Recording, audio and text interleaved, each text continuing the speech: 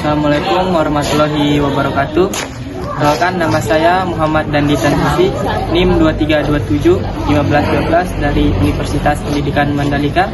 Akan mempertanyakan dua pertanyaan pada Bapak Arul. Bagaimana Bapak memanfaatkan teknologi untuk meningkatkan aksesibilitas dan efektivitas pelajaran bagi siswa dengan kebutuhan khusus? Memanfaatkan teknologi ya. Yang pertama mungkin kalau teknologi anak-anak cukup mampu ya, khususnya yang tunarungu. Mereka cukup bisa mengikuti perkembangan teknologi seperti HP ataupun yang lainnya. Tapi kalau secara umum pembelajaran kita pemanfaatan teknologi itu hampir sama dengan anak umumnya. Kita menggunakan LCD proyektor juga ya, komputer juga kita menggunakan.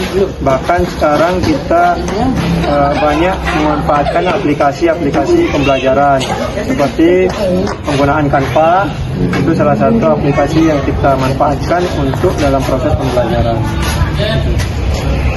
Terima kasih Pak atas jawabannya. Pertanyaan yang kedua, bagaimana Bapak mengadaptasi kurikulum nasional agar sesuai dengan kebutuhan dan kemampuan siswa?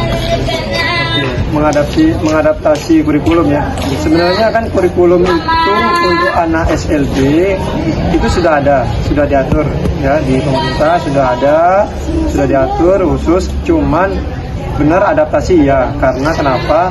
Anak-anak disabilitas itu walaupun tingkat jenjangnya tinggi begitu kan, tetapi ketika kemampuannya rendah, maka kita sesuaikan dengan KIKD yang ada di kurikulum yang rendah begitu. Misal ketika anak ini dengan hambatan intelektual, dia walaupun sudah SMA, tetapi secara EQ mereka kan rata-rata di bawah 75, ada yang bilang 70 kemampuan mereka, sehingga bisa dibilang standarnya mereka adalah materi anak-anak SD. Maka penyesuaian untuk kurikulum mereka kita sesuaikan dengan anak SD begitu, sehingga tujuannya adalah supaya anak mampu karena materi yang diberikan sama guru. Jadi guru tidak boleh memaksakan kurikulum SMA untuk anak SMA dengan hambatan intelektual begitu. Tapi teorinya di sekolah luar biasa adalah kurikulum menyesuaikan dengan kemampuan anak. Ya, jadi itu catatannya. Jadi kurikulum itu yang menyesuaikan kemampuan anak. Ketika kemampuan anak tinggi, maka mereka bisa menggunakan kurikulum yang tinggi. Tapi ketika kemampuan mereka rendah, mereka bisa menggunakan kurikulum yang rendah. Baik, terima kasih atas jawabannya Pak.